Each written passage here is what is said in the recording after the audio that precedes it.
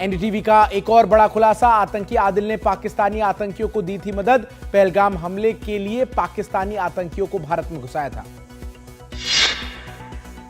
पहलगाम हमले पर एनडीटीवी के एक्सक्लूसिव खुलासे लगातार जारी, एनडीटीवी के पास 14 आतंकियों की लिस्ट। पहलगाम आतंकी हमले का एक और वीडियो आया सामने, पर्यटकों को खड़ा कर पीछे से गोली मारते दिख रहे हैं आतंकी।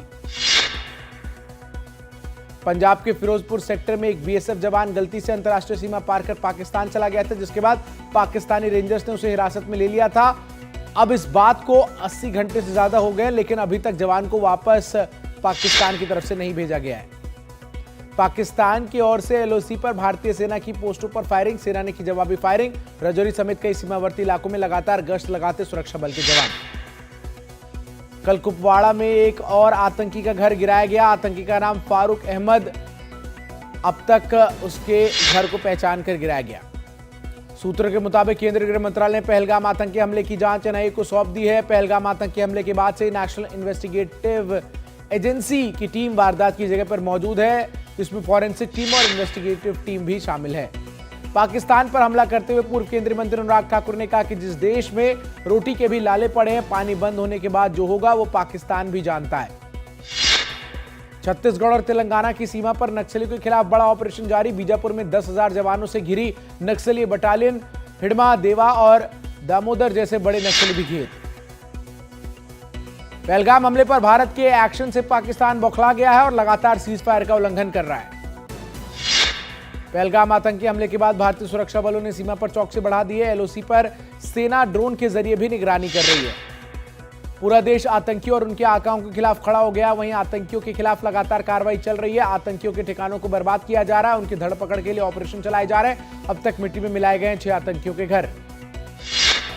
पाकिस्तानी नागरिकों को जारी किए सभी वीजा रद्द करने के ऐलान के बाद बिहार सरकार पाकिस्तानियों को वापस उनके देश भेजने की तैयारी में जुटी है। कई जिलों में पुलिस एक्शन में नजर आ रही है। लखनऊ में शॉर्ट टर्म वीजा पर रुके हुए 8 पाकिस्तानी नागरिकों को पुलिस ने वापस लौटाया है। लगातार पाकिस्तानी नागरिकों को चिन्हित किया जा रहा है और पुलिस उनको अपने देश लौटने की हिदायत दे रही है। लखनऊ में कुल 410 पाकिस्तानी नागरिक जिनके पास लॉन्ग टर्म वीजा है। जयपुर में लगातार दूसरे दिन हंगामा, विरोध प्रदर्शन कर रहे लोगों पर पुलिस का हल्का लाठीचार्ज, पोस्टर लगाने के विवाद में शुक्रवार को आमने सामने आए थे 2 पक्ष। झारखंड में भी पाकिस्तानी नागरिकों की शिनाख्त करने और उन्हें वापस भेजने की मुहिम जारी है। धनबाद के वासेपुर और आसपास के इलाकों में पहुंची पुलिस की टीम और इसी सिलसिले में 3 लोगों को पूछताछ के बाद हिरासत में लिया गया। राष्ट्रीय स्वयंसेवक संघ प्रमुख मोहन भागवत का बड़ा बयान सामने आया। उन्होंने बिना नाम लिए पाकिस्तान पर निशाना साधा और कहा कि अहिंसा हमारा स्वभाव है, हमारा मूल्य है, लेकिन कुछ लोग नहीं बदलेंगे। चाहे कुछ भी करो, वो दुनिया को परेशान करते रहेंगे। गुंडों को सबक सिखाना ही हमारा धर्म है। पहलगाम में निर्दोष लोगों की हत्या के विरोध में कल मेरठ में बंद का आह्वान किया गया। इस बंद में महिलाओं ने भी बढ़ चढ़कर हिस्सा लिया। कश्मीर में धीरे धीरे सामान्य हो रहे हालात, डल झील में फिर से आने लगे पर्यटक शिकारा का आनंद ले रहे हैं। उनका कहना है कि उन्हें डर नहीं लग रहा है। पहलगाम में पर्यटन में गिरावट के कारण होटल कर्मचारी वापस लौटे बारामूला, आतंकी हमले के बाद नहीं हो रही है कमाई, मालिक वेतन देने में असमर्थ। सपा प्रमुख अखिलेश यादव ने पहलगाम हमले के बाद सरकार पर सवाल किए। उन्होंने सवाल करते हुए कहा कि ये नहीं कि हम किसके घर गए, सवाल यह है कि आतंकवादी हमारे घर कैसे आए। मुख्यमंत्री देवेंद्र फडणवीस ने भारत को धमकाने के लिए पाकिस्तान पर निशाना साधा है। उन्होंने कहा है कि उनके पास खाने के लिए पैसे नहीं है और वो परमाणु बम की बात कर रहे हैं। वहां लोग भूख से मर जाएंगे और वो परमाणु बम की बात करते रहेंगे। जम्मू कश्मीर के मंत्री जावेद अहमद डार हिमाचल में कश्मीरियों की सुरक्षा को लेकर हिमाचल के मुख्यमंत्री से मिलने शिमला पहुंचे। अपने लोगों की सुरक्षा के चलते मुख्यमंत्री सुखविंदर सिंह सुक्खू से की मुलाकात। अहमदाबाद में अवैध तरीके से रह रहे अप्रवासियों के खिलाफ अभियान, 400 से ज्यादा संदिग्ध अप्रवासी पकड़े गए। कथित 3,200 करोड़ रुपए के शराब घोटाले के मुख्य आरोपी ने कबूल किया कि पूर्व मुख्यमंत्री वाईएस जगनमोहन रेड्डी ने उसके एक आबकारी नीति तैयार करने के लिए समर्थन दिया था, जिससे राज्य और पार्टी के लिए राजस्व उत्पन्न होता है। गुजरात के वडोदरा में 5 संदिग्ध बांग्लादेशियों घुसपैठियों को हिरासत में लिया गया है। भोपाल गैंगरेप केस में पन्ना से एक आरोपी को गिरफ्तार किया गया है। अब कुल 3 आरोपियों की हो चुकी है गिरफ्तारी। 3 आरोपियों की तलाश जारी है।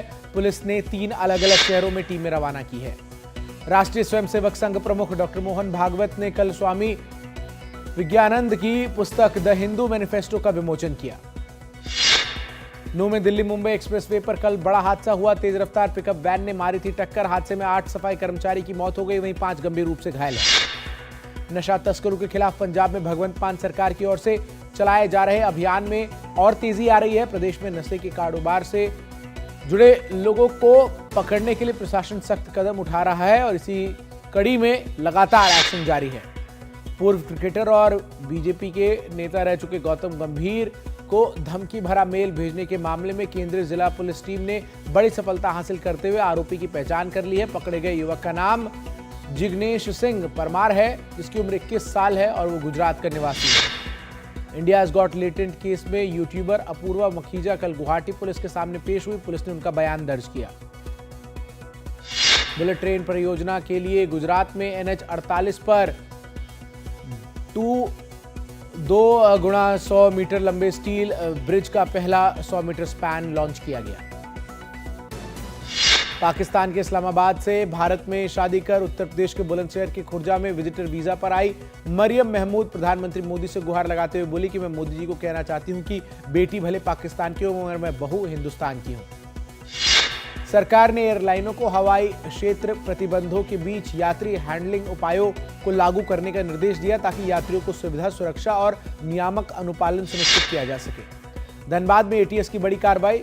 जिहादी नेटवर्क पर शिकंजा। AK-47 खोज रही ATS। धनबाद के वसीपुरा सहित कई अन्य ठिकानों पर ATS की छापेमारी। 3 युवक और 1 युवती को हिरासत में लेकर पूछताछ जारी। मुंबई अपराध शाखा की एक टीम ने 26/11 आतंकवादी हमले के मुख्य आरोपी तहूर राणा से नई दिल्ली में आधे घंटे से अधिक समय तक पूछताछ की, जहां वो राष्ट्रीय जांच एजेंसियों की हिरासत में है। पेड़ से टकराई श्रद्धालुओं से भरी स्कॉर्पियो गाड़ी। हादसे में 3 महिला श्रद्धालुओं की हुई दर्दनाक मौत। 2 बच्चे समेत 7 गंभीर रूप से घायल।